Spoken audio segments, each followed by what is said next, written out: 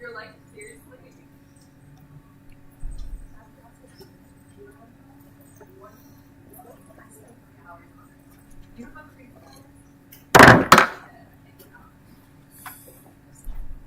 Oh, yeah. Are you presenting? Huh? Where do you? Anywhere. Just over there, probably. In the first two rows on this side.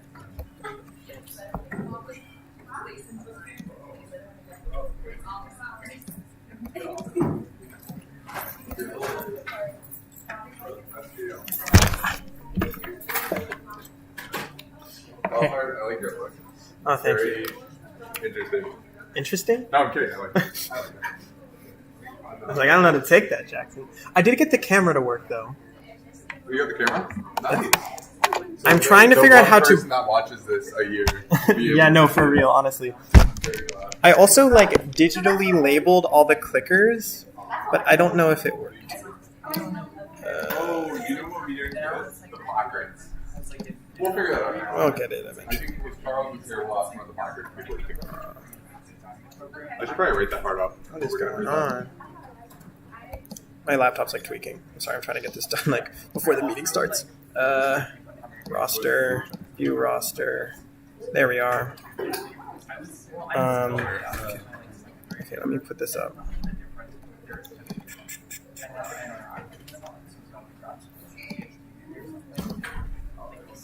Oh, that's awkward. Hello.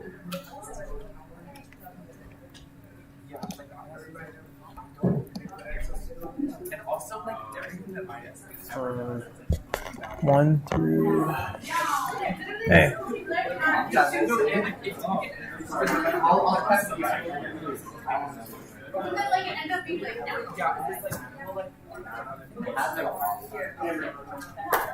Hey guys, so get your clickers, the numbers on the board, okay?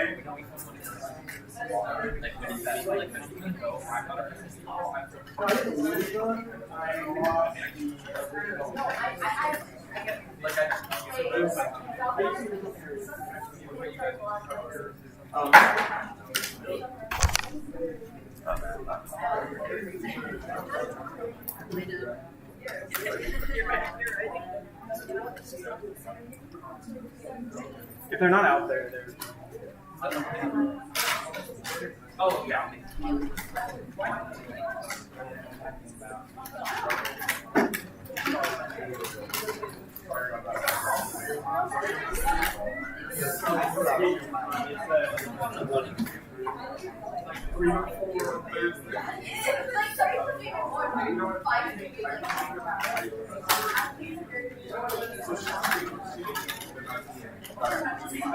Sorry, they're disorganized, everyone. They used to be labeled with label maker things. I just didn't have Hey.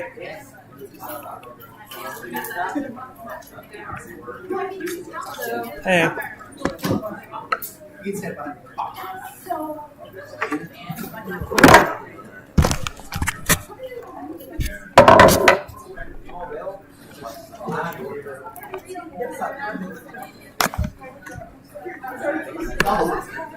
Wait, I can't even vote. Hey, you don't get a clicker. I mean, I could give you a clicker if you want one. I don't need one. It'd just be for 10 minutes. Could I have your permission to eat dinner really quick for the first 5 to 10 minutes? I just had a section I didn't have time to grab it. I mean, you have it, yeah. I'm not okay? going to stop. I'm not going to stop you from using it. Appreciate it. Only one time.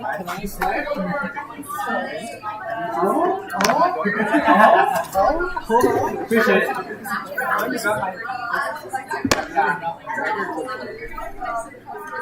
Okay, I got the integrated camera to work, but I need to figure out how to get the live stream. So our live stream will happen, but there's not. But there is the screen, like the agenda and the votes and the voice. I just don't know how to. I need to get this like OBS Studio thing, and I'd have to download it on here. I tried to put it. I have it on here, and I tried to like screen share the video feed. Except Zoom like blocks out when you screen share a Zoom. Like it won't let you screen share a screen share. If that makes sense. Well, Zoom, can you live stream directly from Zoom? Yes, I just haven't figured out how to set that up because I've had a really busy day. Okay, yeah, no, that's right. I also labeled all these today, which took me a while. Okay. Good. That's cool. I don't see my name. Hey, you don't see your name? Yeah. What's your name? Sarah Park. Did I miss you? Here, let's just add you. You're gonna be transceiver. Which position? Peter Caucus. A Peter Caucus. Oh, nice, very cool. And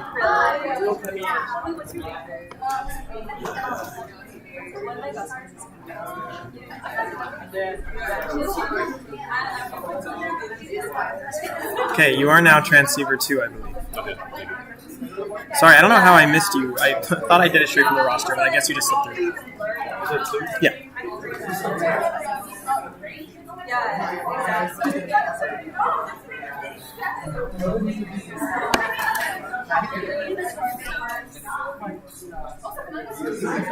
Oh yeah. That's what I really use it.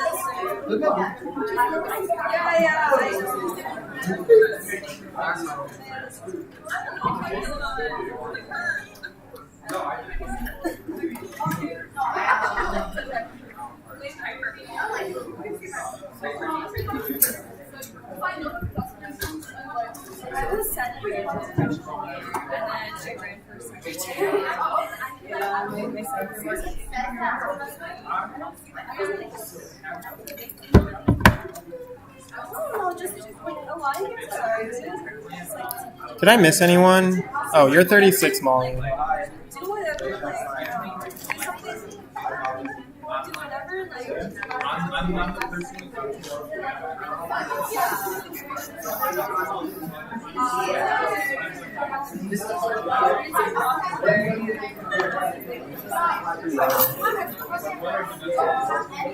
Hey guys, make sure you grab your clickers and take a seat, okay?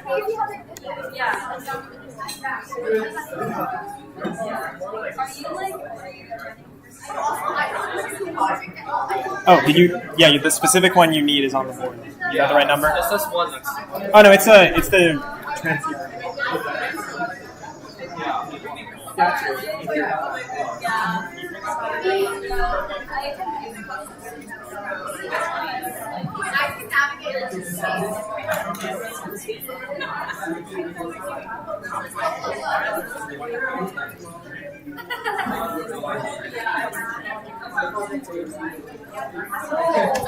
A lot of clickers.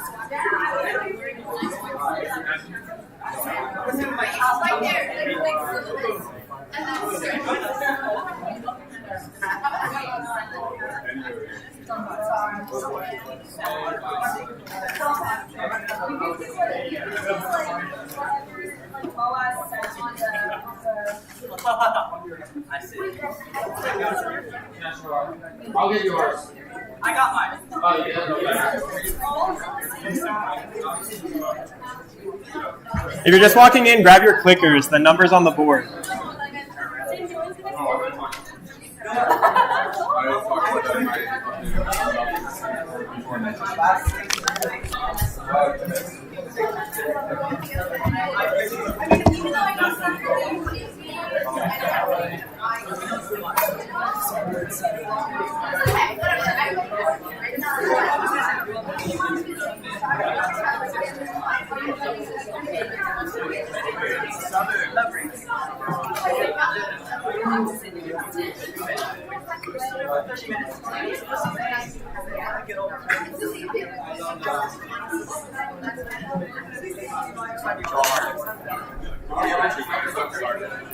Yeah.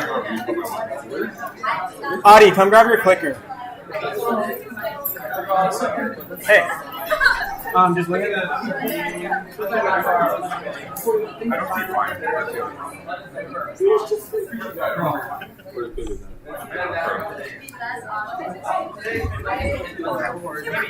I'm sorry, my hand is messed up.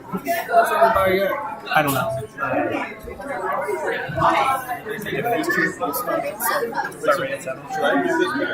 Yeah.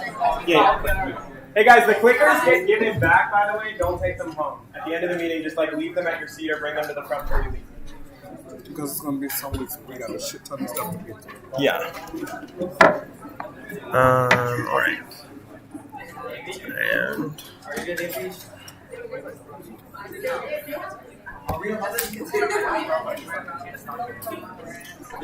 Oh yeah, I'm sorry. It's on here.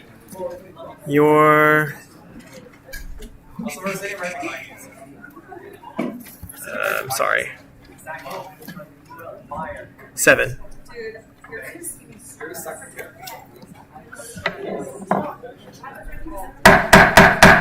Hey everyone, can we listen up here? We're going to get started. I know we're starting a couple minutes late, but we want to try to start as close to on time as we can, okay? Hey, we're going to start. Hey everyone, I want to get us out of here as quick as possible. I know we had a couple last minute additions to the agenda, but I just want us to try to get through this as quick as we can. So first, we're going to use our clickers for the first time, hopefully. I'm just going to... I have a really weird tech setup going on right now, so please just bear with me while I'm figuring it out. Aha. So are you present? So that's 1 on your clickers. Oh, I'm sorry, it's an error actually. That's great, guys. Give me 2 seconds. Yeah.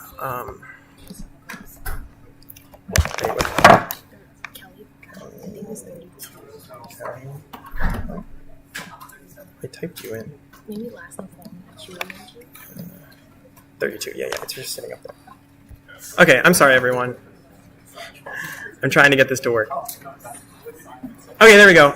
You guys can vote now, I think.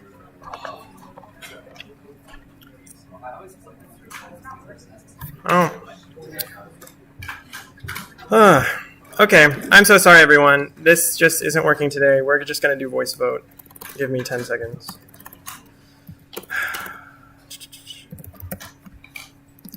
All right, just say here when I say your name, everyone.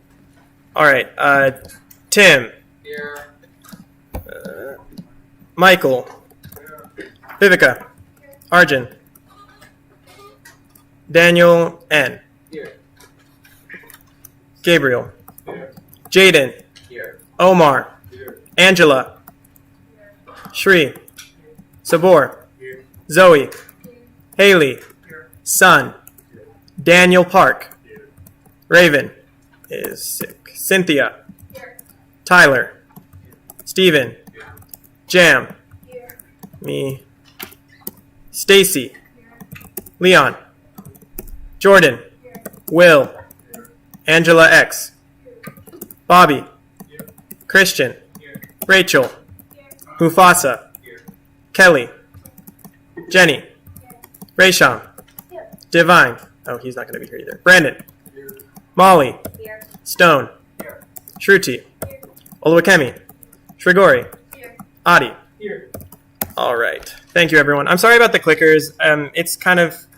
I am new to them as well, so I'm just trying to get things sorted out right now, but we're going to get right into the agenda really quick. Convening business. Anyone have convening business? No. Amendment and approval of the agenda. All those in favor of approving the agenda, please say aye. Aye. Opposed? Abstentions? All right, it's approved. Public input. Do any members of the public who aren't presenters or have anything else to say want to say anything? No? All right, then we're going to go into reports, starting with Ryan. Hi, what's up, everybody? Here to say hope you had a wonderful long weekend and another day back to classes. I think one of the things that might be good to start is so like remember like over the summer like in Teams there's a lot of like initiative like content in the Teams channel. So we've been getting resources. Like usually it's like other groups or students reaching out to us. Thank you. I don't know if else is here, but thank you to Nelson for keeping on top of the SGA email. I'm still getting the habit of doing that. But just to share two that came in yesterday, there is a student interested in hosting an on-campus debate on classified military research at Hopkins. If anybody's interested, feel free to just mark something in Teams, and I'm happy to get in touch with you about that. The second one, there's a student from Baltimore First, which is a community engagement org under CSC. They'd be interested in collaborating with us too. So if any of you are interested in any of those two, feel free to indicate interest. In future weeks, if more coming, I'll probably also share those. Sure. Thanks, Ryan. Moving on to Jackson. All right, everyone. So, happy Blue Day Tuesday. Sorry, I'm paid to say that. I'm kidding, I'm not paying my name. So, anyways, today we met with the Dean of Libraries, Elizabeth Long, and discussed the prospect of opening a prayer room in the MSc section of Brody MSc Library for the use of several student groups. And we have now received confirmation that that will probably be created in either mid or late October. So if anyone is interested in being part of that, please check the teams. We sent the minutes from that meeting that include everything that we talked about there. And we will be following up with that department to see how the space can be used as well as the student groups. Cool. Sounds good. Moving on to Amy. As you guys may have seen on Teams, I compiled all important links for the SGA Drive. We'll be adding other important documents like the resolution and bill templates soon. I will also be updating the bylaws this week and distributing the virtual class semester. Cool. Moving on to Jenny.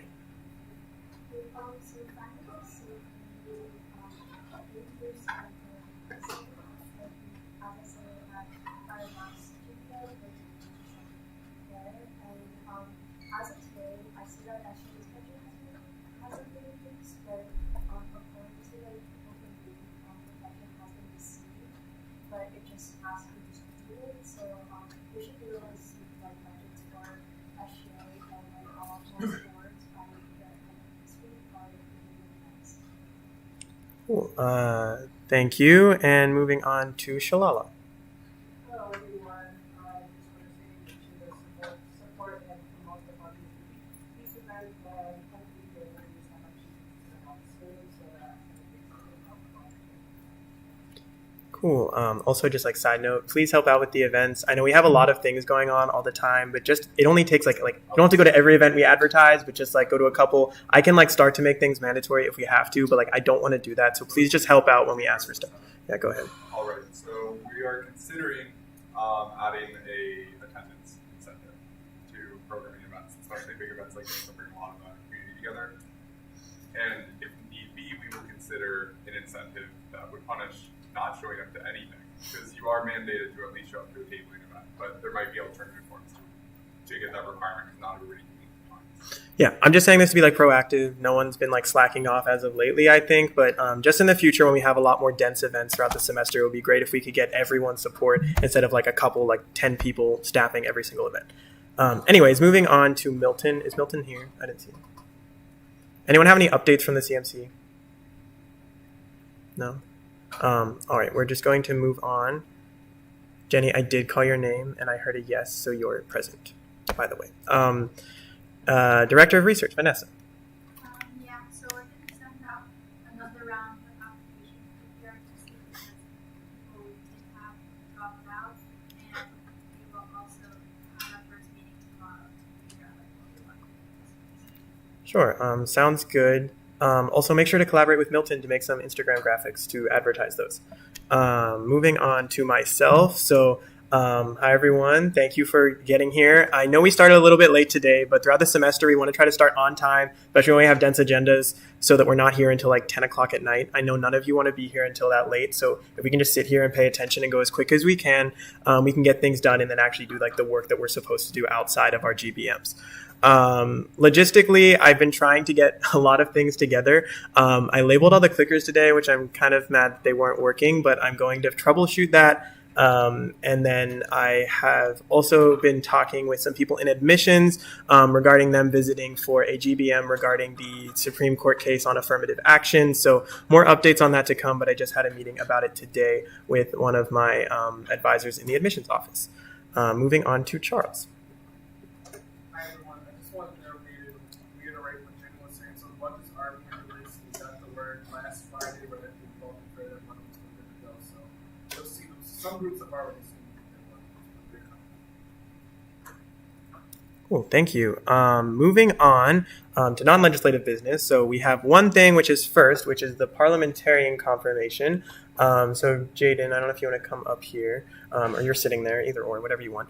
But so essentially the parliamentarian is supposed to be someone in our meeting who knows the Robert's Rules of Order and really just keeps us within what we want Robert Rules of Order to be for this body. There's a conversation that's going to happen a little bit later in the meeting, but it's just essentially going to be Jaden talking about what we want like Parley Pro to look like in terms of our meeting. So please participate in that conversation. Like I know sometimes the motioning and stuff takes a long time, but if we have a good structure that works well for us, it'll the meetings will flow a lot better, and we can try to like weed out some of the more unnecessary rules. But that's what the conversation with Jaden is aimed for. So we are going to confirm you. I don't really have like we can do like the oath of office. I don't really have anything else. But in terms of the process of how we pick Jaden as parliamentarian, we did send out a student body-wide application for parliamentarian, as well as an internal SGA interest form. And Jaden showed a lot of interest and has a lot of experience in the subject. So they seem to seem like the best candidate for this position. So if you want to come up here, I do have a little confirmation thing. There we are. Okay, repeat after me. I, insert name here, I, Jaden Garcia, do solemnly swear do solemnly swear that I will faithfully execute that I will faithfully execute the position of parliamentarian the position of parliamentarian and will to the best of my ability and will to the best of my ability preserve, protect, and defend preserve, protect, and defend the Constitution of the JHU Student Government Association. the Constitution of the JHU SGA. Congratulations, Jaden. Go back to your seat, and then we're going to move on.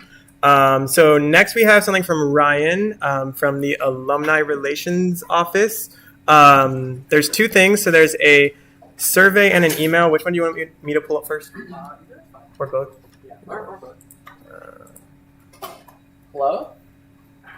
So this is an initiative. This is part of an initiative that has been ongoing since maybe like last spring, probably. Honestly, it's been a long time.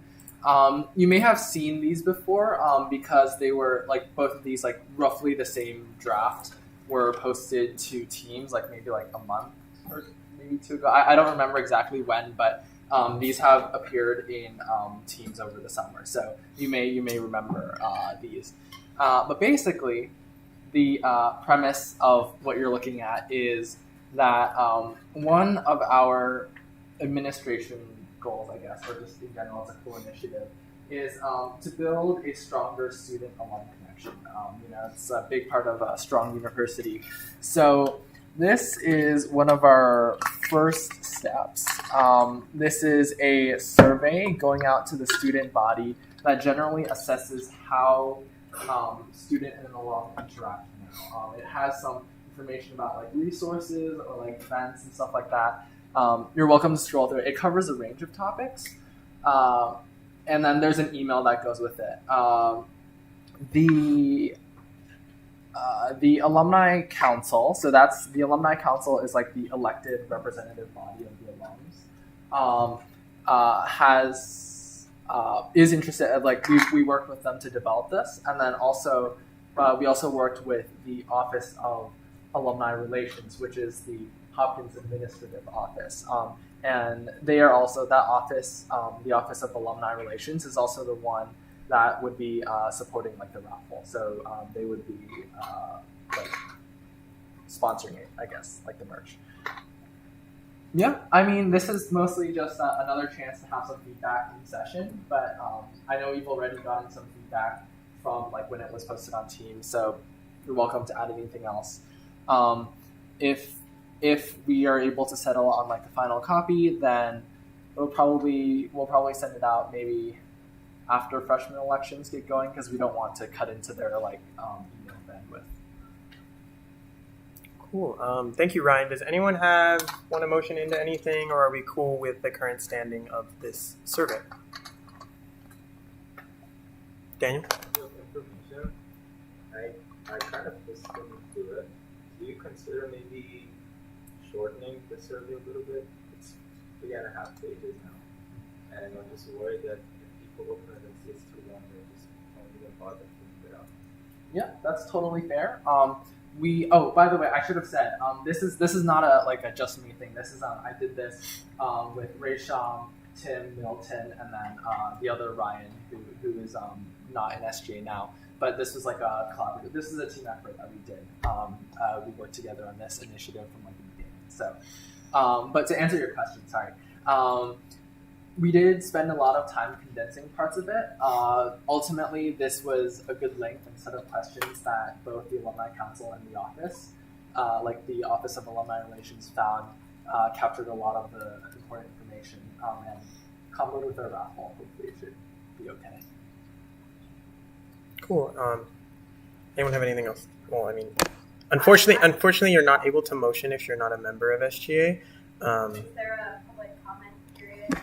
You unfortunately missed it. But if you have a comment, go ahead. Oh, I just was thinking with the Life Design Lab, would love it if you added one hop into the place. Yeah, one hop. That's a great point. One hop should be in the survey. There should be at least a few questions on it. Yeah. Cool. Does anyone have anything else? No. All right. Well, thank you, Ryan. Point of order. Non-members of the Senate shall have speaking privileges in the Senate at the discretion of the chair. Well, I gave them discretion. All right. Moving on. So we have the presentation I was just talking about from Jaden. So Jaden's just going to come up here and talk a little bit about his role as parliamentarian. So take the floor. Okay. So after going through basically the bylaws and from the board and everything, right? I kind of came to the conclusion that since the chair is required to follow the agenda set by them, aka no heart, because of this, they don't have to wait for someone to motion for a vote, debate, or adjournment, or any other motion, vote, whatever, when it's part of the agenda. But they must ask for a motion or item on the agenda then. Oh, sorry. So they don't have to wait for a motion to vote, debate, or adjournment, so they could just go right into it. So Dahlhart no longer has to ask, please, someone motion for it. Okay. So you can straight go into a vote, debate, or adjournment.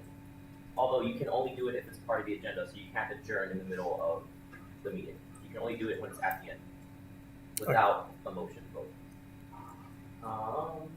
But they must ask after a motion or item on the agenda is presented if there's any debate on a motion or item. If the motion or item is debatable, I'll figure that part out. But basically, if a motion or item comes up, he must ask, does anyone want a Q&A? He must say this, or else he could accidentally skip debate, which is kind of like the whole point of, the Senate. That's like what I just did with the email, but we didn't go into one. The chair is the only one who can call the meeting to order, aka start the meeting, if a quorum is present, which is usually just the majority of people. This doesn't remove rights from the Senate. Senators can still move to adjourn, vote, or debate at any time, but the chair has the authority to do such things without needing a senator to introduce the motion when it's on the agenda. That's the key. It has to be on the agenda. You can't just motion to vote on something else randomly. This should hopefully make things less awkward for everyone, since it doesn't have to be like, please, I beg of you. The chair also has full authority to recognize a senator for speaking, ignore a senator for speaking out of turn, punish a senator for breaking the rules, and make decisions on motions when it's required. I'll speak more about Robert's Rules of Order and probably give a lesson when the freshmen come in because I'm a procrastinator and I do not want to do it twice.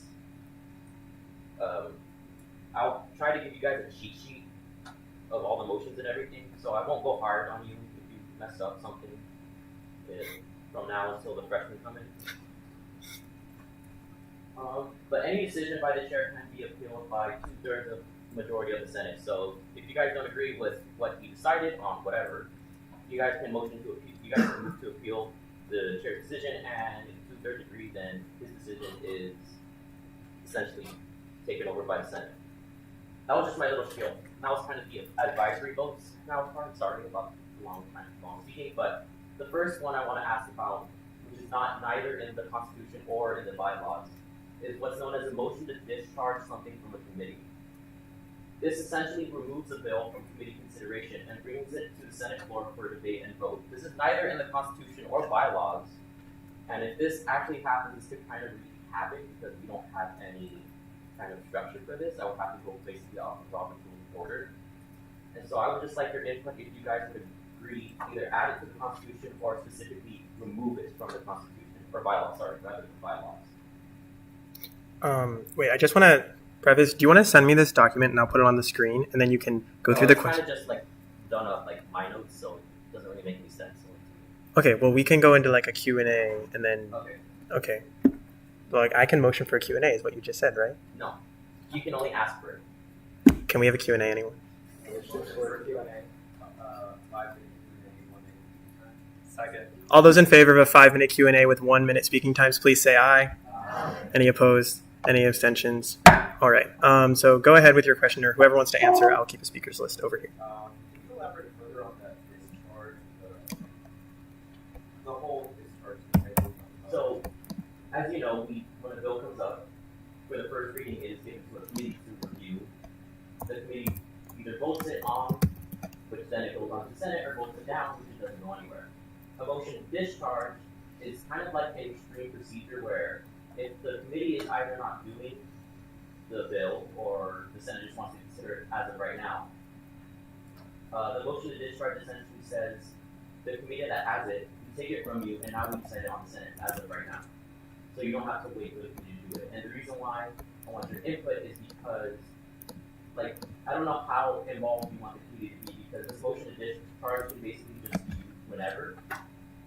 So the reason why I'm asking for the Senate's input is because what's the purpose of committees if we just keep on using the motion to discharge over and over again? Because it is just a simple majority vote, but I could always add it to the bylaw to change what the vote is, or even just remove it completely. Anyone else have questions? Tim? So basically what you're saying is, like, if we don't have, if like we basically make a rule in the Constitution to say that we remove that specific rule, right? That means that committees have full say in like what goes into second reading then? Is that what I'm getting? Yes, if we remove the motion to discharge committee, the committee has full authority to basically either send it to the Senate or strike it down. Anyone else have comments on this? Anything? No, I don't know if you want to go ahead with your next question. Or if you have more, or is that it? It expired when no one else raised their hand. Point of information. Yep. Is he asking us to vote? I just wanted to get almost vote, but since the clickers aren't working, I guess I'll ask for a voice vote. Wait, what do we? Wait. What do you want to vote on? Can we have a written sheet of what we're Yeah. Wait. Okay, so let's do a conversation about this today, and then next week we can introduce something as a vote that where people can see what we're voting on as an actual like That's the change. reason why I wanted this as an advisory vote, because I don't want to like accidentally create the wrong thing. You know, spend time actually writing a bill, and then they're like, well. Oh yeah, well let's vote in teams then, so that there's something written. Because I think this voice thing, I don't think everyone's getting the full scope of what you're trying to explain. I want to make sure everyone like has all the info written somewhere, and then we will vote in teams after the GBM. Everyone, okay? Please take a look at it. But if you want to say your other questions, then we can just have general conversation. We can vote on it in the future. Then. Yeah, as you kind of already stated, like there's a lot to this that comes further, so you could probably get a slideshow or more information on this. Probably talk about it in actually the teams. I know you're going, like, I know what you're going for the advisory voting. You're just asking for, like, hey, do you consider that or not? But, like, we're already pushing for O that's kind of the. It wouldn't be passing it. It would just be telling me whether I should create a bill to either add it or remove it. It would not be adding it or removing it from the bylaws. I understand that. You have 20 seconds. I'm saying this is just better to stay on. Okay. Okay. So do you, with that advice, do you want to think about maybe making a presentation and then we can present next week, and then, or even on Teams, and then people will have a more clear, like, view of what this is, make more informed decisions. Sound good? Anyone have any other comments? Rachel. Yeah, I would preferably not vote on Teams. We just discuss on Teams and we actually vote here. Oh yeah. Wait. By vote on Teams, I meant like this message if you like this idea, and then we'll do an actual vote on like changes to our guiding documents in the meeting. Oh, perfect. Yeah. Anything else from anyone? Yeah. Go ahead. It's not as much of the question as much as it's for me to understand what this is for. So basically, we're taking away some powers from the Senate and giving that to the committee. So wait. It's just to remove ambiguity. It's because these are in Robert's Rules of Order, but these are neither in the Constitution or bylaws, which means that I will basically have to go off Robert's Rules of Order if someone ever presents this, and it can be abused because it can be basically used on every single bill, since there is no rule in Robert's Rules of Order that says it cannot be used on every single bill. Yeah. Okay, we're almost out of time, but I'm just going to say, in general, this conversation is not just about the one thing that Jason said. It's about a couple other things, right, in Robert's Rules that we need decisions on. Our guiding documents are based off Robert's Rules. If you don't know what that is, it's like a several 100-page book, very large, very hard to read. So thank you, Jaden, for going through that. But there's more stuff to vote on other than that. It's just kind of to give clarity to the motions and movements that we have within the Senate. So that's just some general info. Does anyone have anything else? We have like 30 seconds on the Q&A. I was going to say it's probably worth reading. If you go into the general tab on Teams, then you go into files, and then reference documents, and anybody that's not an SGA, if they want this, we can share with them. I have a senatorial rules help thing.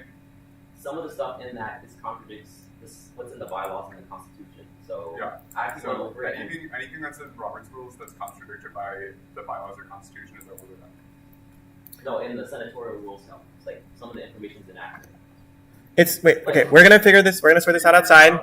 So we're planning on making placards anyway. We're gonna put the cheat sheets probably on the placards. So we're gonna figure that out in the future. But that's like a side conversation if you guys want to chat about that. But we are gonna move down the agenda because the Q&A just expired. So first we have the Phi Delta Crabfest funding bill, which is in first reading. But if you guys want to come up and present, you also sent me a presentation. Do you want me to? No, I got it. Just give me 1 second. You emailed me the presentation? Okay. Not exactly. Give me 10 seconds.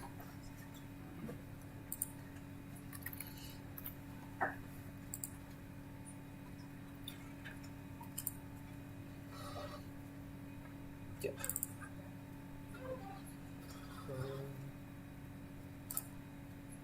Okay. All right. Hit this to move.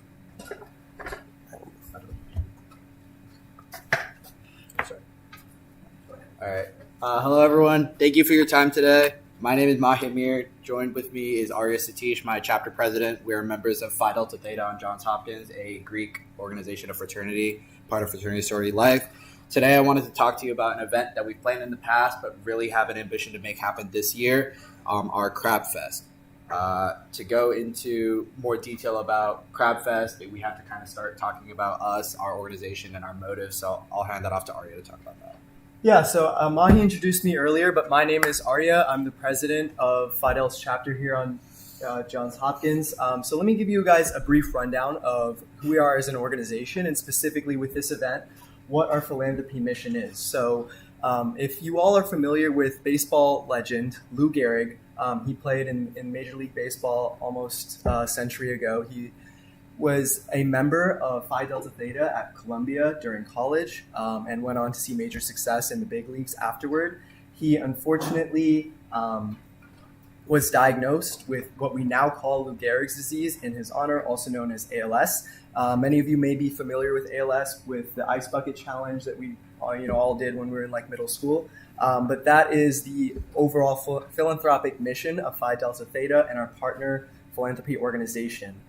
So CrabFest itself is an event that many chapters, especially along the East Coast, host, and our chapter has hosted in the past, and we're looking to bring that back this semester as a big success. So we're also going to be supporting the Packard Center for ALS Research, which you may or may not be familiar with. They are a leading research institute, not only in this country, but in the world. Almost every major breakthrough related to ALS research has somehow been related to the Packard Center. So those are the two organizations that we're looking to support with this event, Live Like Lou and the Packard Center for ALS Research. Live Like Lou as an organization has donated millions of dollars since its inception several years ago. And like I mentioned earlier, the Packard Center is known for their groundbreaking research efforts. So I covered this briefly, but CrabFest as an event, many chapters host throughout the country, but we also see it on this campus as a great way to engage the entire student body, as well as alumni, parents, and other individuals that are on our campus. So we have planned this event keeping in mind the Alumni Weekend and Family Weekend that is happening the first weekend of October. And this event is going to be the culmination of more than 6 months of planning. So far, we've had meetings with the Alumni Association and the Alumni Relations Office, as well as Family Engagement, Fraternity and Sorority Life, and our philanthropic partners, Live Like Lou and the Packard Center for ALS Research. We've also had a number of advisors from our nationals, from the general headquarters for Phi Delta Theta that we've spoken with and discussed this with. So we're working closely with many different people and organizations to make this event successful. So I guess we may not have explicitly answered the question of what is a CrabFest. And me personally, when I kind of even started planning this event and process, I also had that question coming from the West Coast and not really knowing just how much Maryland loves crabs. But what it is and what we're aiming for it to be is ultimately, to the best of our ability, an all-you-can-eat crab event. And crabs, as we know, is a premium food, and even more so from the Maryland coast. So what we're trying to do is have our event on Saturday, October 7th on the Freshman Quad from 2 to 6 p.m.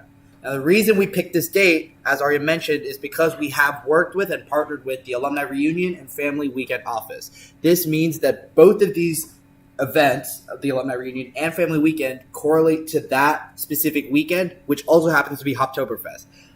What that means is a ton of people are going to be on campus, walking our paths and going around and trafficking our community that weekend. And we think that'll be a great opportunity for us to expose the event to the greatest amount of people and offer them a great opportunity to indulge in this feast.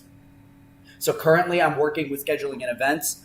I have already secured the location and time of the Freshman Quad at that date and time. And right now I'm working with them to figure out exactly what my specific layout's going to be in terms of tents, tables, bike racks, all that stuff in terms of how it's going to look and layouts and all that stuff. What's important generally in terms of statistics for this event is that we're aiming for this to be a pretty big event just because of what we're offering and how we're offering it.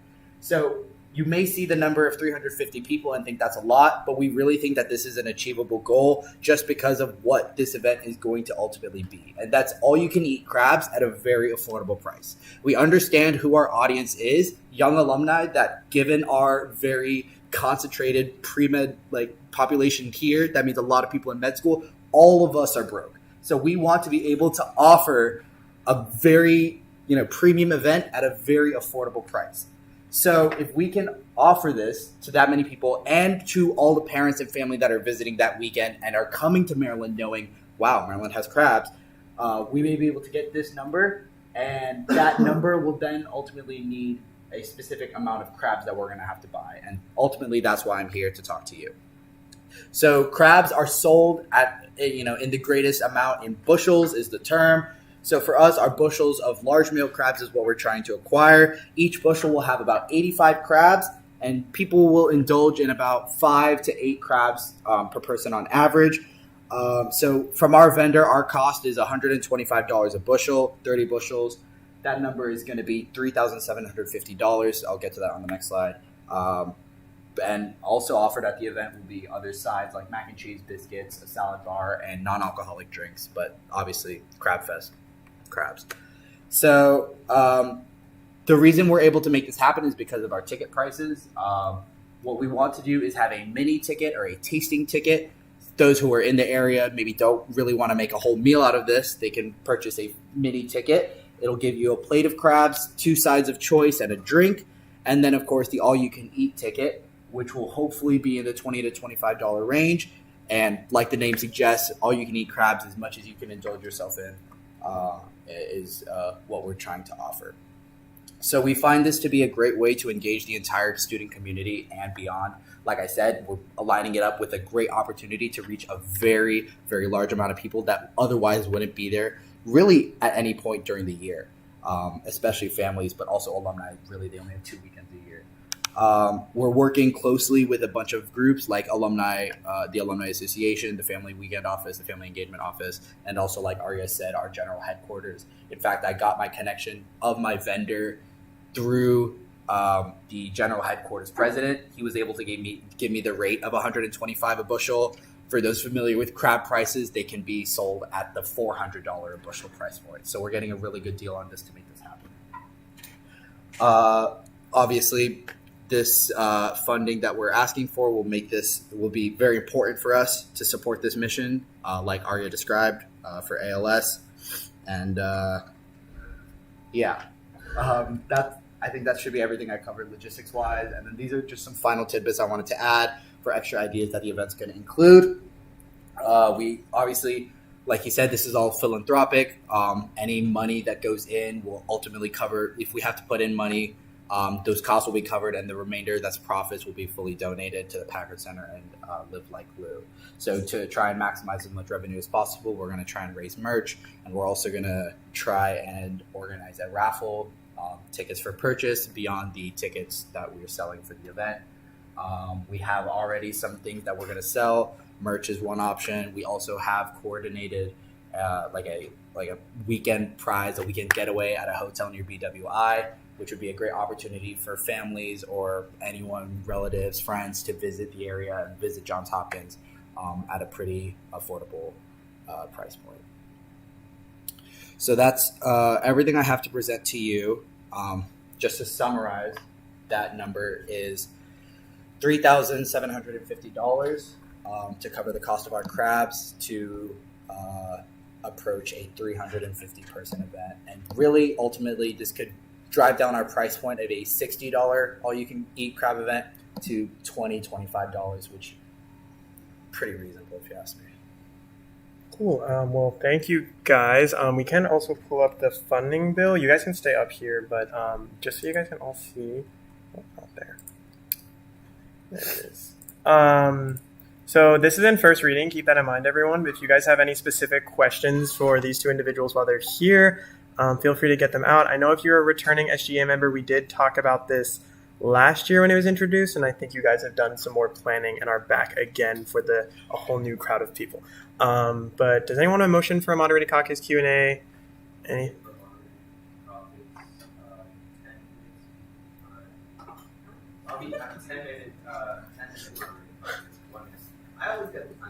Any seconds? Any seconds? All those in favor of a 10-minute moderated caucus with 1 minute speaking times, please say aye. Aye. Any opposed? Any abstentions? All right. So your first, Mufasa. Does anyone else raise your hand if you want to be on the list? Okay. A question I had was, I know you were asking for 3,500. Why is it 3,000? So if you saw the initial run through of the bill like yesterday or something, or even earlier this morning, we had an internal conversation about what we really can do with this event. And we honestly reached the conclusion that this isn't just an event that's reaching our individual population of our fraternity or even the student body. Because we're reaching such a greater amount of people, we think that we can achieve so much more by asking for more. And also, if you did read that initial bill, what we asked for, or what we thought we were going to ask for originally, was $2,500 for an event that would reach 200 people. we figured that if we can really achieve a greater reach of audience, that asking for more money could help us reach an even greater amount of people. So that while we are asking for more, if you sort of look at it in like a dollar per person kind of ratio, like the dollar asked per person that we're reaching, we're reducing that ratio and making each dollar more worthwhile. You guys said that you held this. 5 seconds. That is a second question. Yeah. I don't know how it works. You can have my time. Go ahead. Oh, wait. Okay. Sorry. Yeah, you guys said that you held this event before, and I saw that in the whole, in your whole like screen, in the whole screen shopping, was that they were removed. And I don't know, like on Trevor Isle, that seems like a small room to be holding that kind of event. So I don't know if that's really reflective of the amount of people that you are expecting. So in the past, this is obviously an event that was predated us. This is something that has happened before the pandemic, but we're expecting this to be something a much wider reach, because we're doing a lot of different things for this event that even last semester when this event was trying to be planned, we're not doing. There wasn't done, and in the past when this event was held, we're not doing. So that was just kind of like a smaller thing, raise as much money as we can based on what was offered. But this time we're reaching out to a much greater audience and like our greater student body with all the COVID restrictions removed, as well as everyone else in the parent, family, and alumni audiences. So we hope that more money can get. Wait, okay, we got to move on to some other people. I'm sorry. Your questions will get answered eventually. I have 2 questions. I'm next. First question is, we're going to move on, but these are just 2 kind of like overarching things. So $3,700 is a lot of money. How much money is your organization contributing? And second, you're not expected to contribute money. I'm just like, a lot of times with large scale events like this in the past, there has been a donation from the organization that's sponsoring it. And then that's my first question. I'll let you answer. Yeah. So this money, like I said, is going to cover the cost of crabs, and then we will be fronting not a exactly defined number yet for the remainder of the. Go ahead. Okay. Yeah. So, like Mahi mentioned, that most of our total budget for this event is around $5,500. And whatever we're able to obtain, if anything, from you all is going to cover a portion of that. The remaining portion is going to be split between what our organization is going to front and then what we're going to be considering as a donation to the event. Our donations as an organization are generally in the range of $500 to $750, and that's what we're looking to do for this event as well. Okay, that sounds good. That answered my questions. Stone is next. Okay. Shalala. Just to, did you say that you will be giving $500 to $750? Yeah, our organization, from our internal budget, we don't have a large budget, so whatever money, how much ever we're able to front for the event, we will do. But But the bigger thing is how much ever we're able to afford donating for the event, we will do as well. And are you guys doing any fundraising, so institutional funds? Yeah. So as part of our efforts with this event specifically, Mahi on the last slide had a couple extra ideas for ways we can raise funds for this event. One was like selling T-shirts, which we would sell to our chapter and also others prior to the event. The other way that we're going to be contributing funds is, like I said, like fronting the money. So how much ever our organization is able to contribute prior to the event, we will do as well. In terms of fundraising, generally we don't fundraise money to plan events. We fundraise at events themselves. So for example, earlier last week, many of you may have seen on social media, but our chapter planned a fundraiser at an Orioles game, and we raised about $1,000. And so those are the types of ways we typically raise funds, not for events, but at the events themselves. Cool. Unfortunately, we're out of time. No, I'm sorry. We can motion to make it longer speaking times if anyone wants to do that. Or we can motion to end this and start a new one with longer speaking times. Unless we want to stick with a minute. All right. Haley. Yeah, I just kind of, can you guys speak to what exactly you think is like change in why this event would get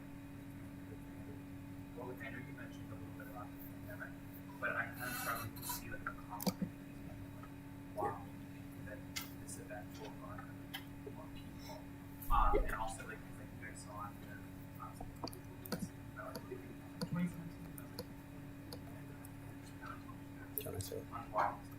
Yeah. So I'll answer your first question first, because I think that's the question many of you are asking. So we have a couple of reference points for this event. The first one is last fall, the Office of Family Engagement plans an event.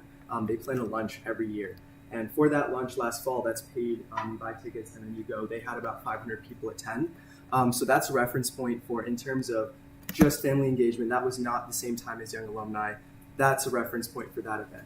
The second thing is with Young Alumni, we're expecting a much greater volume of people. And this goes to your second question about the difference in last spring versus now. And that is the combination of both of these events, in addition to, I would say, like, we've spent the entire summer planning this event. So there's a much greater emphasis on every single detail and every single step we've taken to plan this event. And so that includes things like our social media outreach, which is going to begin soon, as well as all of the vendors and everything else we're putting in for this event. Yeah. You're out of time. I'm sorry. And Stone, I'm sorry I skipped you. I just realized, but go ahead. Since the event is now hosted outside of the freshman quad, can you share your range of Yeah. We're talking about tennis. Oh, yeah. So I have a meeting scheduled like this Friday with scheduling and events. That's where we're going to talk about what the layout is going to look like at the freshman quad. I haven't gotten into like specific details of it yet because I haven't had that meeting. But what we're aiming to do is tents or canopies to cover the serving area where all the food will be held, and approximately half of our tables, and then we'll leave half of them out in the open, surrounded by bike racks, because this is going to be a ticketed event separated by colored wristbands, one for each level. And we're aiming to do that half covered, half open, because that's our rain, our rain plan. Just 5 seconds. Okay. Like, if I may add, yeah. I feel like if it's a huge storm out there, right? The crab, I'm guessing it needs to be fresh, right? It is fresh. I know. That's what I'm saying. If it's rain, we're probably not going to go outside regardless if there's a tent. Yeah, wait. We'll get to that in the next person. Tim, go ahead. I'm actually going to ask this very similar question to what Stone just asked. I did some math, and it's about 7.2 crayons for each person. It's 350. Now, assuming that 350 people show up, I don't think that everybody's going to eat 7 crabs. So what is the plan for all those extra crabs? Or in the case of Sunset, if nobody comes up and eats all the crabs, where are you going to get those crabs? So we're going off of an estimate from our vendor, who has a 23-year experience of hosting a 650-person crab fest, of an average consumption of 7 to 9 crabs per person. So this is coming from his crabs and his event that he attends. So based off of that number, combined with the 3 crab ticket that we're offering, we're hoping that we shouldn't have any crabs, or at least not that 5 seconds. The other thing I'll add really quickly You don't is we have a very time. I'm close sorry. relationship You have with 1 our minute. vendor, and we can amend that day of. Jenny, go ahead. Yeah, so earlier you mentioned that you guys were originally asking for $2,500 for an event that would host 200 people. And yeah, so obviously now it's increased to 3,700. Oh, well, whatever. And it's only like 300 to 350 people. So I kind of want to know where is this extra funding going? You said you're doing a lot of things that you weren't doing before, but I need you to be more specific. When I say the phrase "we're doing a lot of things," we haven't done before, that was sort of answering a different question in terms of we're outreaching a greater audience, we're approaching this in a different way that was done before. In terms of if you're going off of the previous number that was on the bill versus now, it's more just like a scale up of the $2,500 number for 200 people and 20 bushels to 30 bushels at 3,750 people. And if you're trying to compare those two, then to that I say 30 bushels, proportionally the price is the same, but we think that we're able to reach a greater audience. Proportionally, we're not increasing the amount of people, we're even more increasing the amount of people Okay. Unfortunately, that Q&A just ended. We can motion for another one because we still have some remaining people on the speakers list. Do I have anything? Motion to extend the current Q&A. Point of order, you're in the moderated caucus. Okay. You have to No, you can just change what you said. It's Yeah, motion to start a moderated caucus. okay. For That works. a period of 5 minutes, giving 1 minute per speaker. Second. All those in favor of a 5-minute moderated caucus with 1 minute speaking times, please say aye. Aye. Any opposed? Any abstentions? All right, we're just going to continue down the list that I had, which vanished off my computer. All right, I think it was Molly. Molly's next. Yeah, I have 2 quick questions. The first being, how much money do you anticipate to spend per person for this event? And then the second, how much money do you anticipate to raise? And then of the money raised, how much of it will be going to charity? I'll let you. Yeah, so a lot of numbers. Let me work through this. Let me ask a clarification question. When you say how much do you plan to spend, do you mean like aside from this, assuming we like get this money, or like all of it altogether? I guess just for the event, like if you anticipate like 350 people, how much money is being spent per person if like 350 people? So, as in terms of overhead cost, our total budget for this event is in around $5,300. Now, if we sell 350 tickets, depending on the proportion of the tasting versus the all-you-can-eat, we're looking to raise in the ballpark of around $6,000. So that full amount, or whatever amount is fronted or needs to be paid back to any organizations where we get that money from, our own or others, then that would be subtracted. But we're looking to donate in the ballpark of $4,000 to $5,000 for this event. That is our reasonable goal. Okay. Cool. Next was Daniel. Thank you. You guys have worked hard on this, and you've been able to answer most of the questions my colleagues had.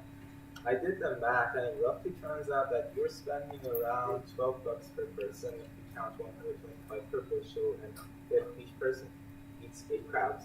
So you will have a lot of, room. If you sell each ticket for $20 to $25, there's a lot of money that you're going to raise. Can I ask? Where is that money kind of go?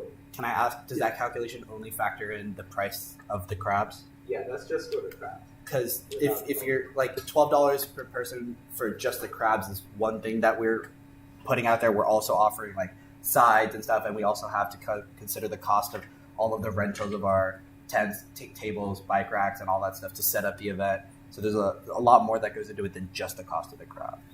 But to your point, all of the money raised, if after all costs, will be donated directly to Live Like Lou and the Packard Center for ALS Research. That answers your question. Have you considered bringing down the cost of attendance so it's more accessible? Because I'm afraid that 350 people won't show up. That's a big number that you absolutely. Yeah, that's a big money that you're asking from us at the same time. So where do you think bring down the cost? Yeah, so it's 2 things with that. Number 1 is most of our costs are amenable up to the week of the event. So if we foresee for whatever reason that there's 250 tickets sold, then we can reduce the number of crabs and then reduce our costs that way. Second thing is we are amenable to adjusting the amount that we're requesting from SGA. And the third thing is with regards to accessibility for this event, that's exactly why we're here. If we can get a grant from SGA for this event, that lowers the cost of the ticket from $50 to $60 for the all-you-can-eat to in the ballpark of $25, which makes it all the more accessible. Okay. Unfortunately, you guys are out of time. Moving on to Jackson. All right. So based on your estimate, if you get the full amount of people who turn out, you're spending about, with all the lemon sources considered, there's going to be about $5,500 that's being spent to raise about $6,000. That means if you fall short of that goal, it's about breaking even. So SGA is prohibited from spending money directly on charitable causes or philanthropy, and we have to be able to fund an event. So I would say that if you can find a way to make that goal a little bit larger than the major amount of money that we're spending, I think we'd be more comfortable funding the event. And I yield my time. Can you elaborate? Sorry. So if we reduce the cost of the event, or if we increase the amount that would be going to charity for the amount that's being spent, because otherwise it's about going to break even. So it's like it's as if we could just directly give our money to the charitable cause. Yeah. So with regards to that, we can certainly do both. So the number one way we're going to be able to do that is by reducing the cost of many of the things that we're purchasing for this event. So if we are able to secure the amount of funding, then that means like more accessible options for people who don't eat crabs, that sort of thing. But those are costs that we can eliminate, and then therefore we can request a lower amount that would then raise hopefully the same amount of money. So we can reduce from spending $5,500 to maybe $3,800 if we need to do that. Oh, all right. And we only have time for Ryan, but we have a full speakers list after that if we want to extend after you. But go ahead. I think you have my time. Then Grigori. So you said that about like $5,750 to be funded. So what proportion of that money is your actual like bank account for? So the $500 to $750 is a direct donation from our bank account to the purposes of the event. That's not going to be paid back to our organization. The remaining amount between if we are able to get funding from you all, as well as the remaining amount is going to be fronted. So if we're going to spend $4,000 and we get $3,750 from you all, then our organization will donate $500, $250 going towards the cost of the event, and then $250 going as a charitable donation for the event itself. If we get less funding or have greater costs, then there will be more money that our organization is able to front. Does that make sense? Did that answer your question? I don't know. I'm still a little bit confused Okay. on what you mean by like. So the $500, $750, you're giving that's a donation to Yes. the actual For- organization.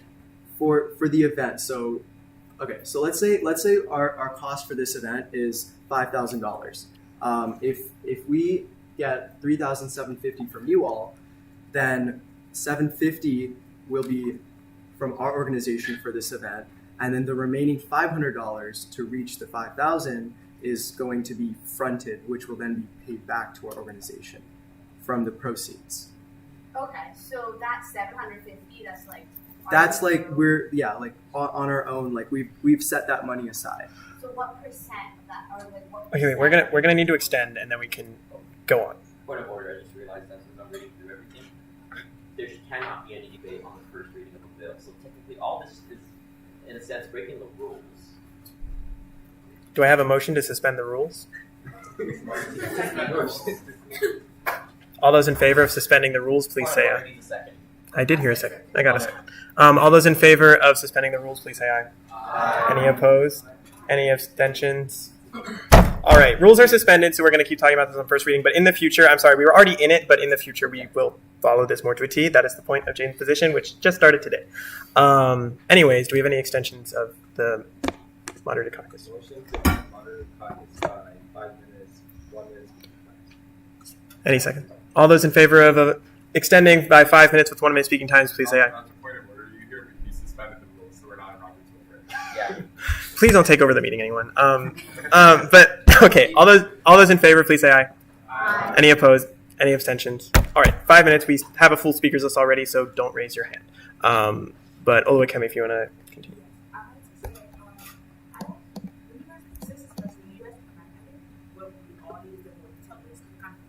Right now, I'm kind of missing it for like this amount of money. Also, I understand why you guys are speaking to what but the way you do business sometimes that I think is kind of smart is you gotta have 150 tickets and they all sell out and then you got 150. Like so you can start with such a huge amount and then you can't cover it. Does that make sense? Because the way you said that you can punctuate your craft, the amount of time you went down is going to lift it back up. So instead of just like going so big, it's better to like have this one get filled than have 250 people come because they have that capacity. That's what you don't know. It's not reason and things like that. So you guys have that next week and you get some more details. It's fine. And then also I think what you were asking was the out transfer was what portion like is that all you guys know? Is that something like that's all? No. I don't know. Yeah, we're a 40-person organization. Our organization is 40 people. Yeah. Cool. I want to clarify one thing. When we say the 750, we're putting forward 750 to help fund the event, but that's not all we're putting forward. That's just all we're putting forward. We don't expect to come back. Yeah. We still have costs for this event that we're going to put more forward. We may put up to $2,000 towards the event, even more if we need to. That'll just have to come out of the profit. whatever is raised from the money in ticket sales, we'll have to deduct that out of our cost, and then the remainder will go. So this will be a zero profit event. All profits will go to charity. That's why I say profit, not net, or like growth. Okay. So that's why I don't want to fixate on the number of 750. Whatever we need to make this event happen, put forward. And then, okay, cool. I'm sorry, you're out of time. Angela's next. So talked a lot about Speak up.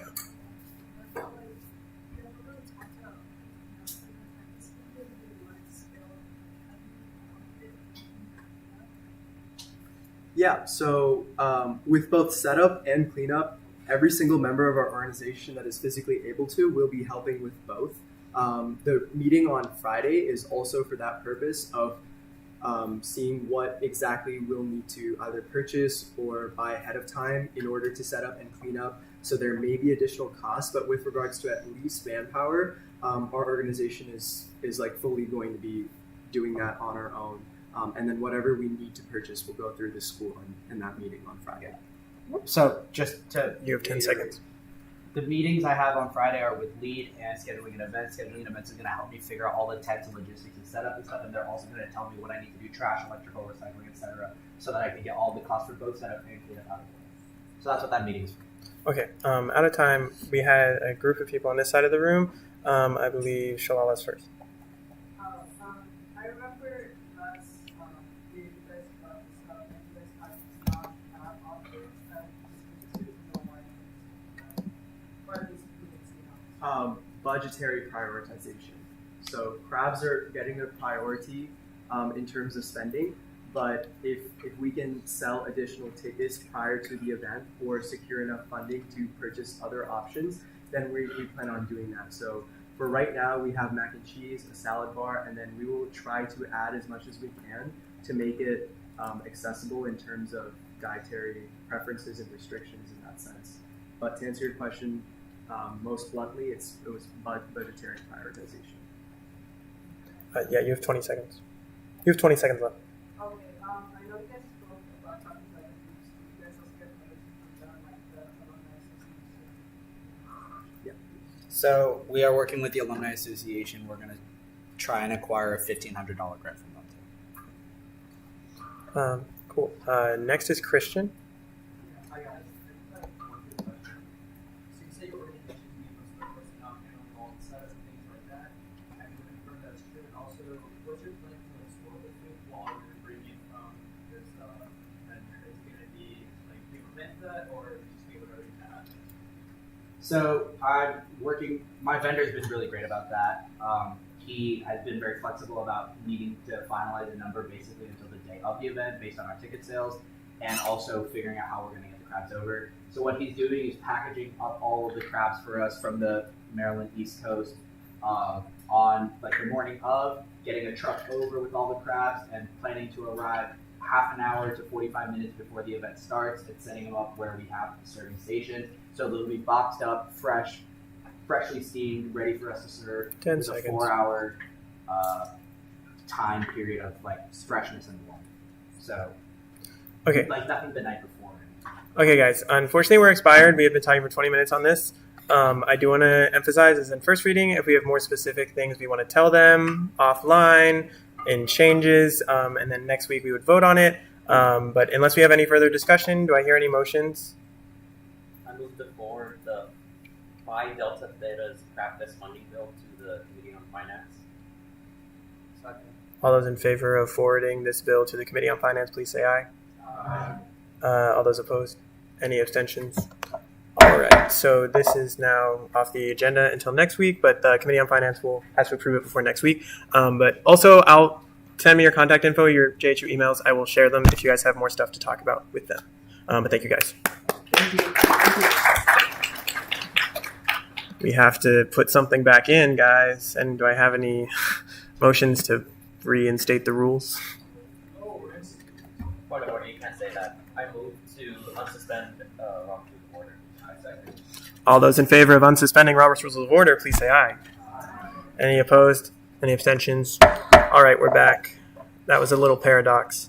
All right, moving on, the academic senators bylaws update, which is in first reading. So if Tim and Rayshon want to come up to present on that. If you guys don't have to sit here, you're free to go unless you want to watch. Go ahead. Can we move into suspending the rules again for this reading? Because we would like to have a Q&A and we would like feedback on this in our first reading. So can we motion for that, or can we ask someone to motion for that? Yeah, sure. Technically, you can vote for this because you're not the chairman. Yeah, but present on it first and then we'll get there. Alright, y'all. This is about the academic senators and the academic affairs. I see some of my academic senators in the front, but also some of you guys in the back. So you guys in the back over there, pay attention. Okay? Alright. So the point of this is there's a lot of ambiguity with what academic senators should do, and there's a lot of overlap between academic senators and academic affairs. So this bylaw that I've been working on for a lot of the summer and the beginning of this year with Rayshon, we're going to hopefully try to mend some of those holes in our constitution and bylaws. Yeah. I'm going to scroll down. Yeah, thank you.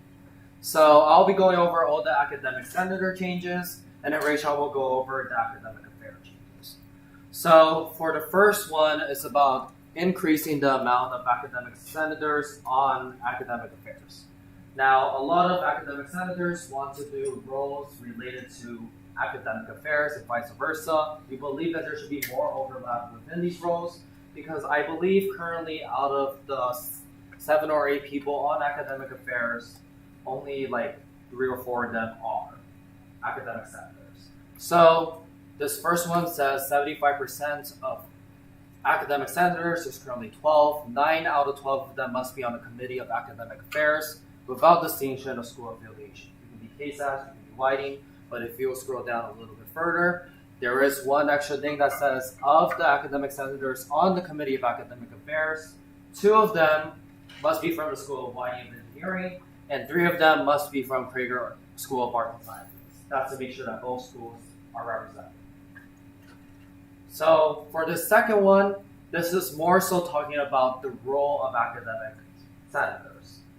So me and Rayshon actually met up with the Dean of KSAS today, and we went over like a whole different thing that's about like major fair. We'll talk more about that next week. Point of information. Did you meet with the Dean or Vice Dean? Vice Dean. Yeah, Vice Dean Rowe. Thank you for the clarification. And we also talked to them about like the new structure of SGA since they didn't know about that. And they also believed that this was a good thing to implement. So scrolling up a little bit more. Basically, the rule is that academic senators are required to meet with their respective academic deans, whether that's KSAS or Whiting, at least twice a year for the purpose of discussing student affairs.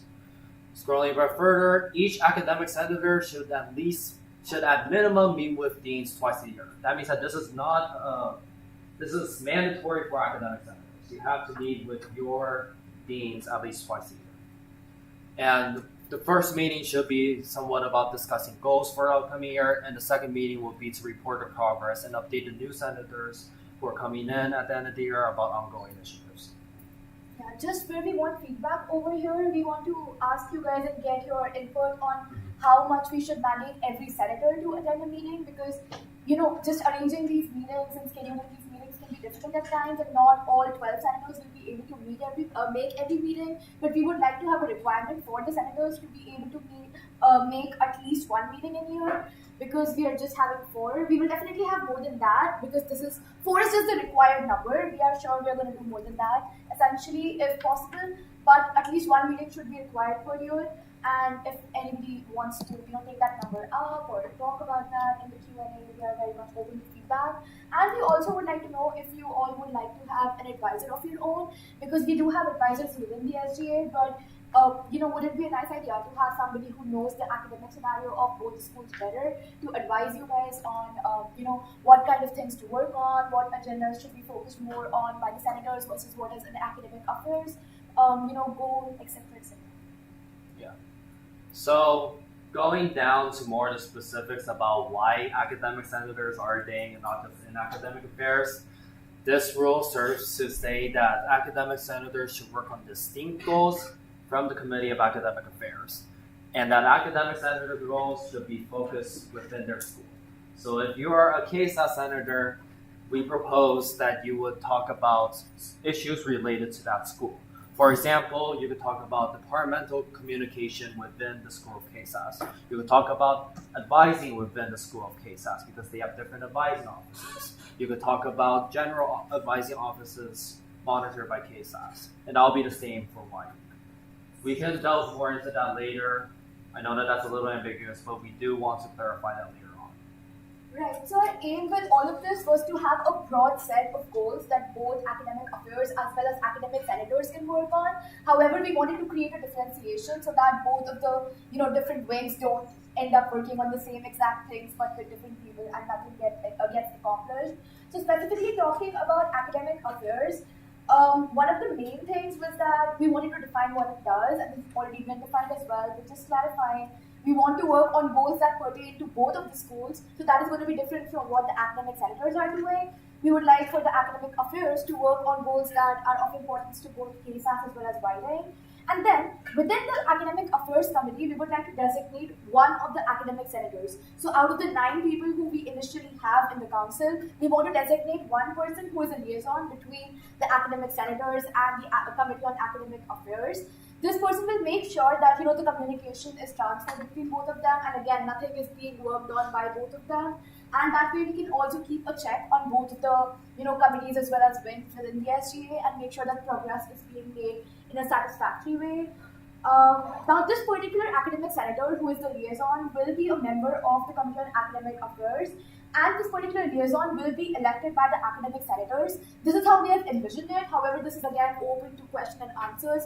So if you guys feel like the Committee on Academic Affairs should be the one electing it, or this should be within a general Senate session, we are open to all of your suggestions. But for now, this is what we felt made most sense, because the liaison will be a representative of the academic senators. So we thought they should be elected by the senators.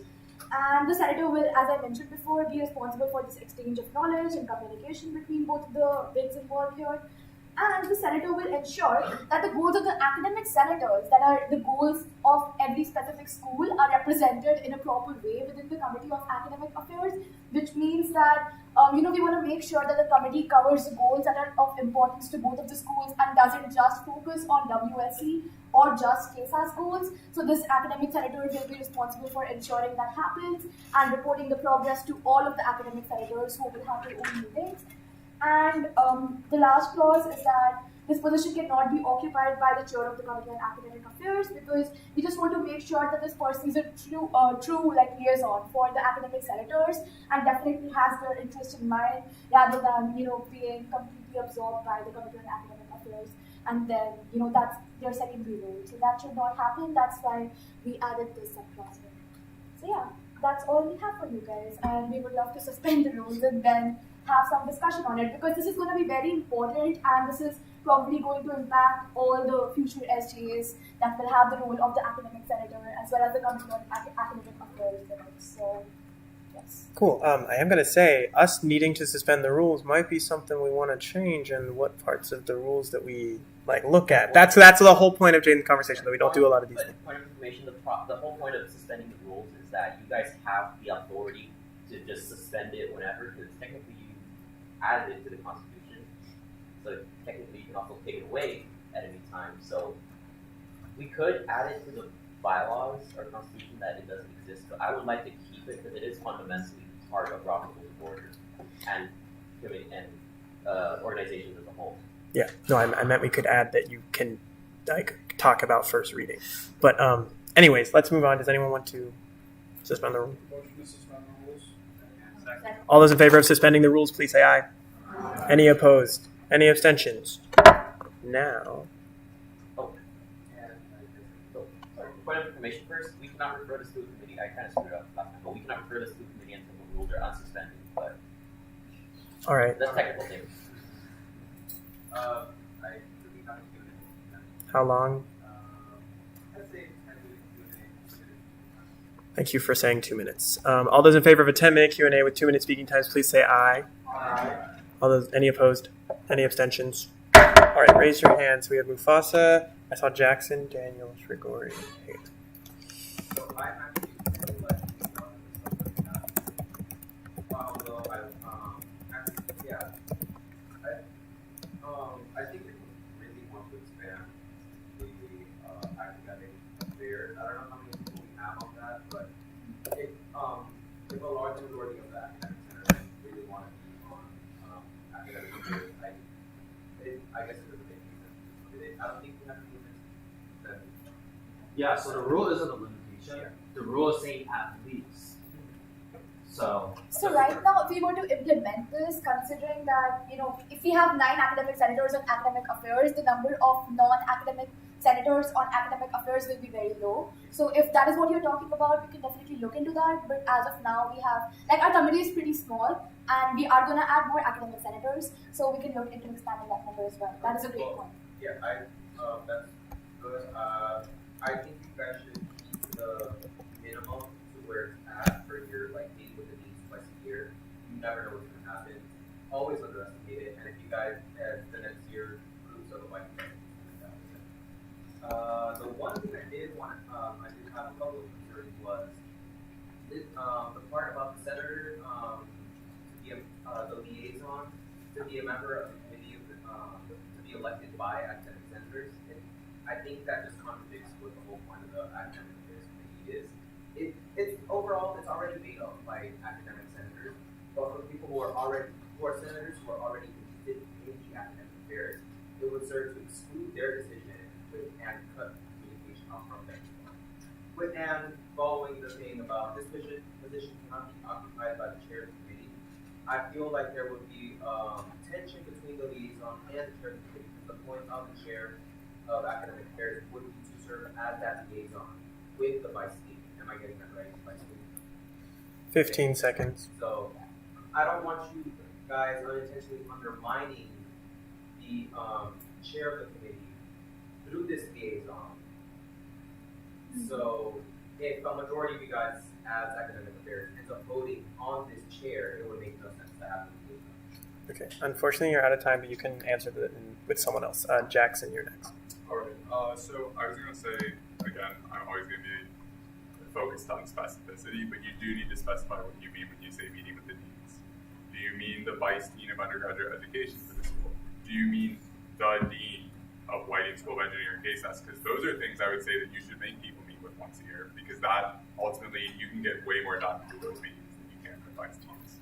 So I would say that you want to have a reasonable expectation, but I would include an expectation that resembles some of the work that's already been put into the mandate of the Committee on Academic Affairs, which is to meet with, to work with administrators, including the Dean of Krieger School of Arts and Sciences and the Dean of Whiting School of Engineering. So I would say add that, and then my second one, what Fossa said, I think that the liaison is it duplicates a role. I think you should have somebody that's in charge of preserving knowledge for future groups, so whether that means that they're working on transition or something like that, but I don't think that necessarily should be the person that's kind of the liaison between the two groups, just because they're going to be working so closely together already.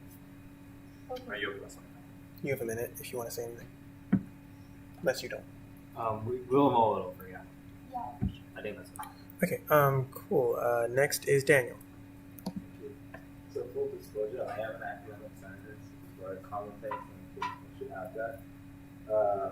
I commented on the document recent points as well, but having 2 meetings with the dean might be hard to get per year. So maybe, I think to Jackson's point, maybe that could include the vice dean, just in case we can't get over to dean.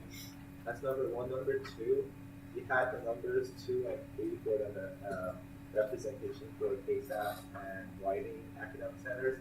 Maybe make that a percentage, so if next year there are more or less academic senators, let's say somehow there's less than 5, it doesn't contradict the bylaws. So just say 1/3 of them should be from KSAS. 2/9 of them, 2/9 is not good. I will actually disagree with that, because primarily if there isn't enough academic senators, we have to fill it up. So I believe that there are special elections for that reason. So we should expect there to be 12 academic senators, 7 from KSAS, 5 from Whiting every year. And those are just bar numbers of how many. there's obviously going to be more than 5 academic senators, as the rule literally says that. So. And one last quick point. You have 40 seconds. 4.1.7.4 and the one above it, they're kind of saying the same thing. Maybe we can delete one and keep the other, because one says you should meet twice a year, the other one says twice a year. It doesn't specifically says with the respective academic deans, but it basically repeating the same information plus adding some more to it on 7. The words for those are actually quite different. The first one specifies that academic senators in general should meet, like as a group should meet with their respective academic deans. We'll specify the deans later on. But to meet with somebody twice a year, yeah. And then the second one says each academic senator. So the first one's like the entire group should meet twice a year. That doesn't mean that every senator will meet. The second one says that every senator, whether or not they do 2 meetings a semester or 4 meetings a semester, they have to attend twice a year. Okay, you're out of time. I'm sorry. Shrikori, you're up next. Yeah, I was just gonna say the same thing that Constance was saying about the liaison.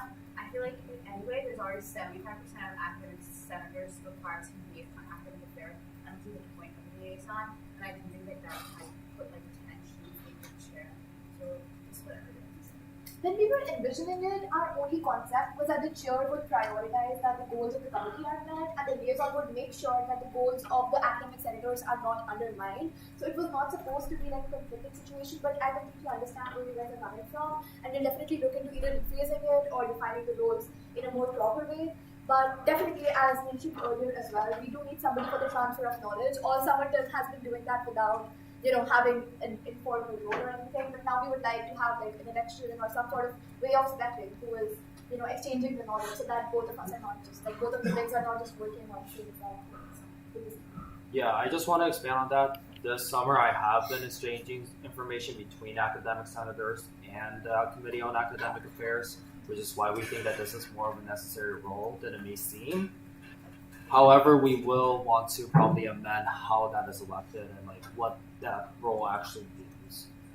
Yeah, and if 75% again of the academic senators are going to be in academic affairs, then I feel like it's probably going to be very likely that whatever academic affairs is doing is going to be something that the academic senators want to see happen.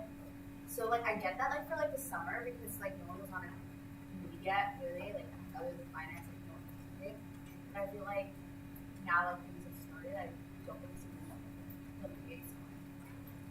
Point of information, have you guys been, as academic affairs, even chosen a vice chair, because that could Right, so we have had elections, we have the results for that election, but we have not yet announced it because we are going to change the composition of the committee. So we have been thinking about having a re-election when we have all of the members present and give people an opportunity to stand for the election if they so wish.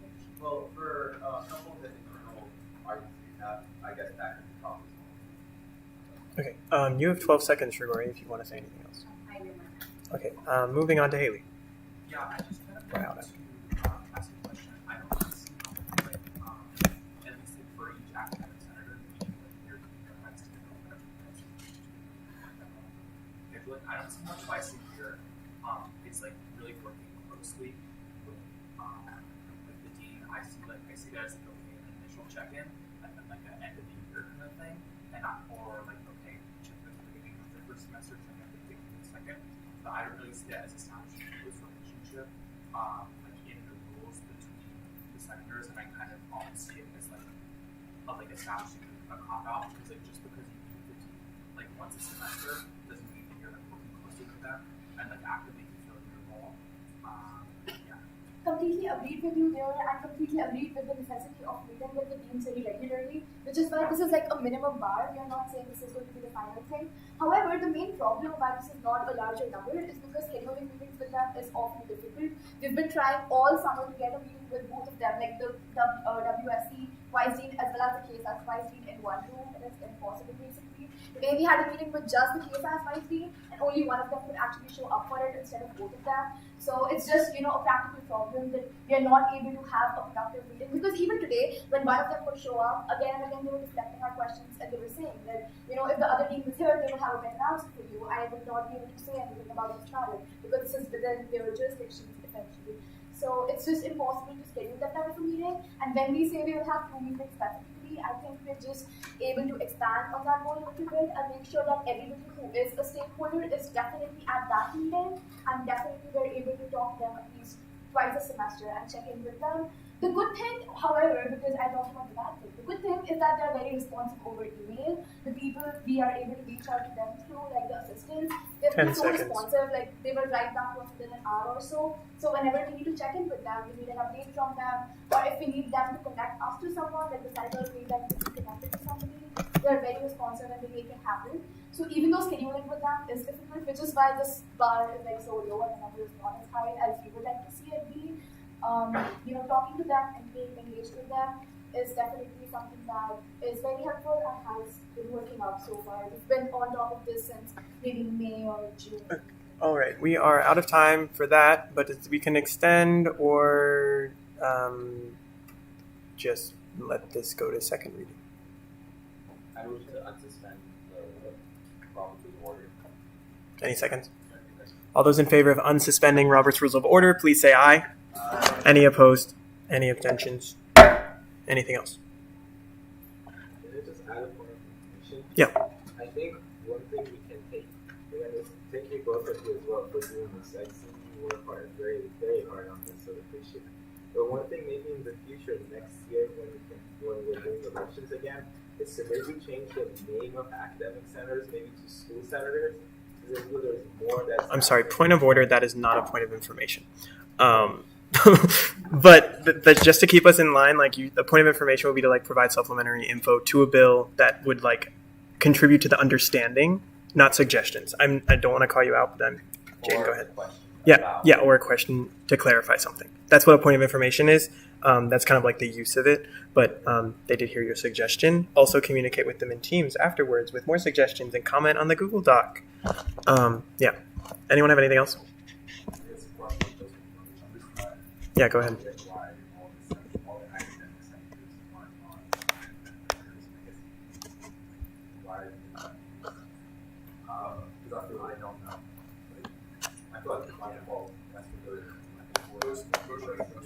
Yeah. Okay. We're not gonna go into a devolved conversation here. Does anyone want a motion for a moderated caucus or something? Okay, you go ahead and then nothing else after this. Go ahead, Joe. So basically, the reason is kind of similar to the reason that not all of finance and student boards is literally just the RSO senators. We do want to have a diversity of senators in each committee because you do get different opinions and you do see different things. And unfortunately, it's not possible for we could also, one of the things you could do is just make academic affairs a larger committee and make it the same size as the student services, finance, student workers in finance. But that would require kind of changing the way that it's done, and that makes it harder to do some of those smaller meetings. Yeah. Just to put it simply, I think every senator is a student of either school, but not every senator is interested in all of the endeavors of every other committee. So I think, although they're academic senators, that's not their sole purpose, and other people also have opinions on that. Yeah, but does anyone have anything else? I move to forward the academic senators bylaws update bill to the on internal affairs. Any seconds? All those in favor of moving this bill to the Committee on Internal Affairs, please say aye. Any opposed? Any abstentions? All right. Thank you, guys. You guys can sit down. We'll move on. Okay. One more thing in second reading, which is the Board of Trustees resolution. You guys saw this last week. So I don't know if Jackson wants to come up and talk about changes. Oh, Raysham, you can just stay up here. What changes were made. Okay, the changes here are quite simple. I just added 2 people to the recipients list. All right. I added 2 groups. I added the Johns Hopkins student body because someone said that this would be a good idea to show the student body our reasoning behind this and why we think this is important. And I also added the president of the Johns Hopkins, I think it's Alumni Council, should be up there. Yeah, as she's an ex officio voting member of the Board of Trustees and has a lot of power in those discussions that end up nominating alumni. Hey, do you have anything else to say about this before we? If anybody would like to be added to the co-sponsors list, they can before we vote on it. You'd like to be added? Okay. Maybe can you get people down? What? Are you liberating people down? So who wants to be added? I see it. Mufasa, Tim, Amy. Oh. Okay. Do you have anything else, Jackson? Nope, that's all. All right. Do we have any movements? I keep saying motions, but I should be saying movements. It's movements for now, but all right. Do we have any motions?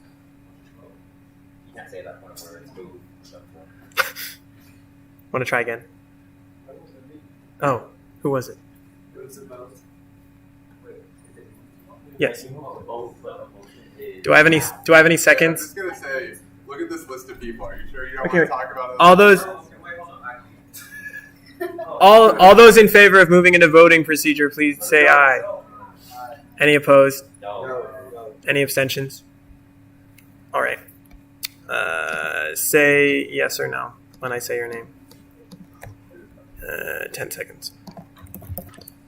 And here we are. All right. Tim. Say yay or nay, either or. No. Michael. Vivica. You say no. Arjun. He left. Daniel. Gabriel. Jaden. No. Omar. Angela. Wait, what did you Which say? Angela? Angela S. Do you motion to move into voting procedure or no? Shri. Sabor. Zoe. Haley. No. Sun. Daniel. Raven. Not here. Cynthia. Tyler. Steven. Jam. I don't get to vote. Stacy. Leon. Jordan. Will. Angela. X. Bobby. Is Bobby here? No. Christian. Rachel. Mufasa. Kelly. Jenny. Raysham. Divine. Not here. Brandon. Molly. Stone. Shruti. Olakemi. Shrigori. Adi. No. After a string of yeses, unfortunately, it's a no. But do we want a motion for anything else to talk about this? Anyone? For a 5-minute Q&A with 1 minute speaking time. Second. All those in favor of a 5-minute Q&A with 1 minute speaking times, please say aye. Any opposed? Any abstentions? All right. Tim's first. Raise your hand if you want to be on the list. Yeah, so I have one question pertaining to like the additional people added. Are these like people who are on the trustees, or like you said that someone was like a pass of the trustees? What is that? No. One of them is the Johns Hopkins Homewood Undergraduate Student Body, which, as proved by this resolution, is not a trustee. Yeah. So basically, the president of the Johns Hopkins Alumni Council, and actually the first vice president, they have multiple, of the Johns Hopkins Alumni Council, also serves as a voting ex officio trustee, which means that essentially, because of their office, they serve in the board of trustees. So Ryan, you probably know this better than I do. I'm going to yield to you about the Alumni Council and its relationship with the Board of Trustees. Sure. If I remember correctly, I think you just said that we had 2 members on the board of trustees. But they also nominate, or don't the alumni vote for 12 of them? That's held by the Alumni Council, like who those nominees are.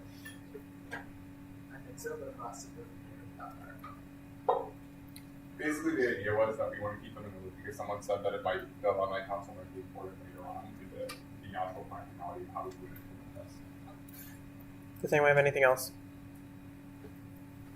No. Daniel.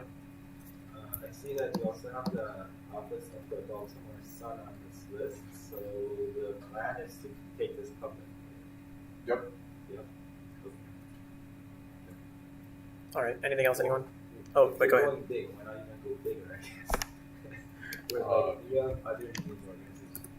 Because I think I'd rather try to go through the front door before I smash it down. Fair enough. Okay, cool. Gabriel. How are you going to deliver to the student body?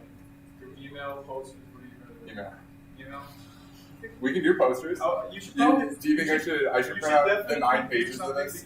Staple them to like Garland Hall? Yeah, no, just do something more than email, because I feel like half the student body, when they see like they just don't look at it. It's everywhere.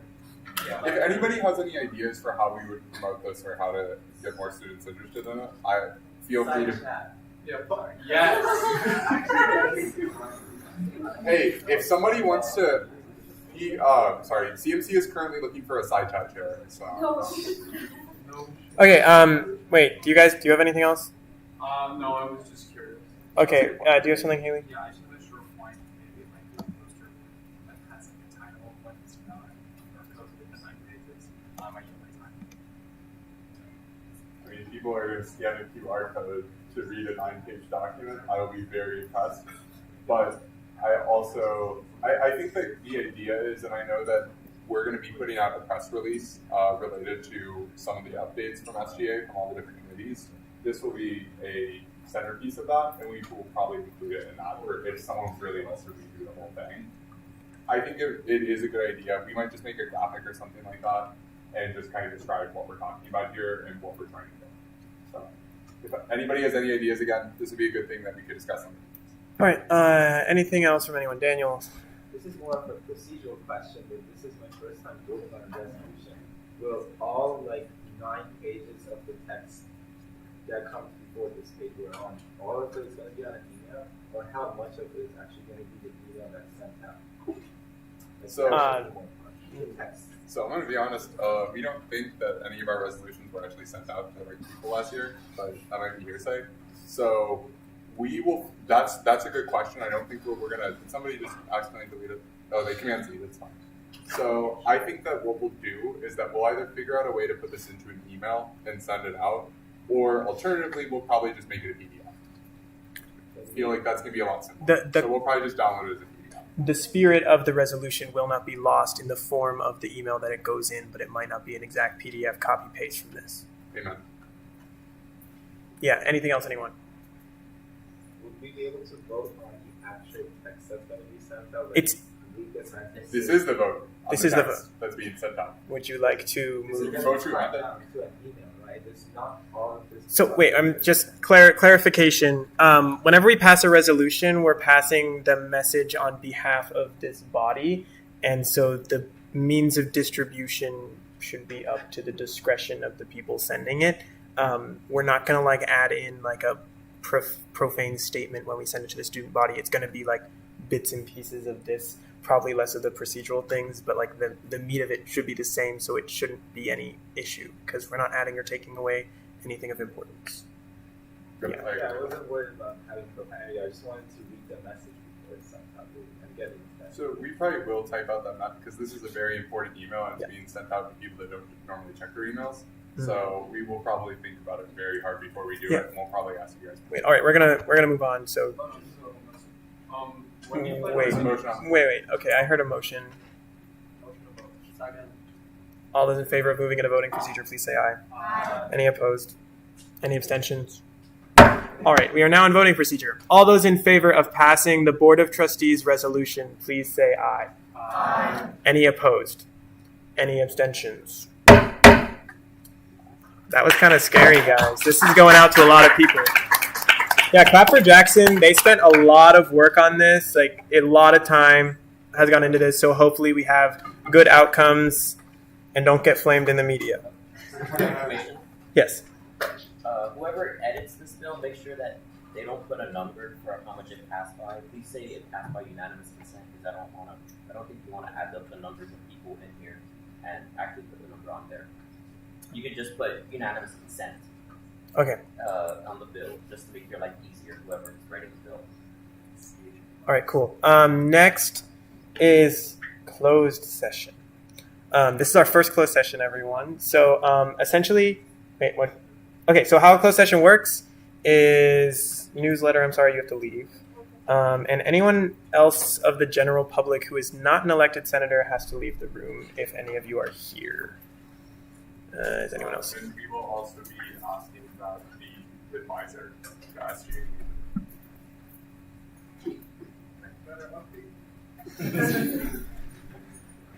But the Senate does have to vote to move into closed session.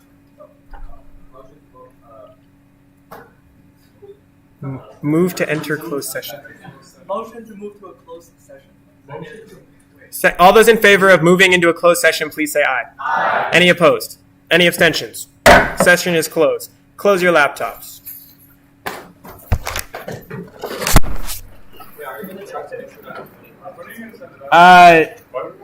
They left. I can tell everyone in the room is a senator. I know who everyone is. Okay, guys, listen up. Hey, guys. Jackson, go ahead. Okay. So, guys, you guys are probably wondering, okay, is everybody here at SGA?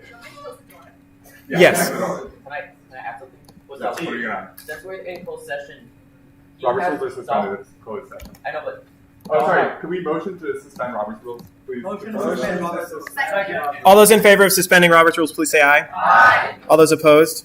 Any abstentions? And there we go. Everyone here is a senator or executive. Yes.